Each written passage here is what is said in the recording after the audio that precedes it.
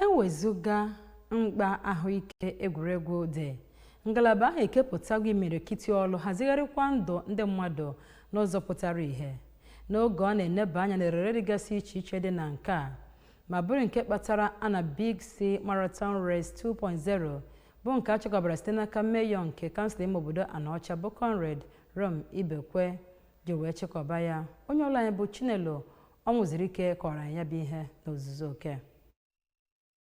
Mgbe ọ na-agwazi ndị ntorobịa ahụ okwu ka Comrade Ibekwe siri na ha na-adọnyere ndị Big C Real Estate and Properties ukwu iji wee gosipụta na enwere uru ọ dị na mkpa ọ dị na ndị ntorobịa n'agbanyeghị na ha gụrụ akwụkwọ na ha ga-enwekwa ihe ndị ọzọ ha na-arụ si n'ọbụ ya mere Anambra gọọmenti na ndị okpuru ọchịchị Anaọcha ji wee na-akpọpụta ndị ntorobịa ha ka ha bụrụ ndị ga-amụta aka ọrụ dị iche iche. Onye Managing Director Big C Real Estate and Properties bụ Dr. Joachim Afojama kọwara na ya bagidere njem ahụ iji wee hụ na ndị ntorobịa bụ ndị ga na-adị ike ma na-ebi ndụ zuru oke ma yọkwa ha ka ha gbara ihe na-aba n'anya ọsọ ma nwee mgbakwasị ụkwụ na echi ga-aka mma. Ihe mkpụrụ mmiri anaghị aṅụ ma ụmụ ọgwụ ike na-enye ha ike agwa ha sepụta aka na ya ka ha nwee ike imenwu ihe ọ na ha chọrọ ime n'ụwa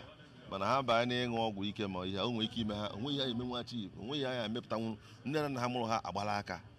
mana ọ bụrụ na ha kwụsị ịṅụ ụmụ ibe ha afọ na ha eme eke ka ọsọkwa ha dịgoro 60 years ha ka nwekọ obodo ha ga-eme eke. N'otu aka ahụ ka onye isi oche Anambra State Sports Commission bụ Maazị Patrick Onyedum siri na steeti gọọmenti nke nọ ugbu a na-eme ihe niile ọ kwesịrị ime ịhụ na ewepụtara obi ndị ntorobịa na-ajụ ihe dị iche iche ma tinye ya n'ihe gbasara ihe egurimegwu iji wee hụ na ha mepụtara akara ha na chi ha kpara. Abụ m Chinelo Ọnwụzilike maka akụkọ ụwa ABN.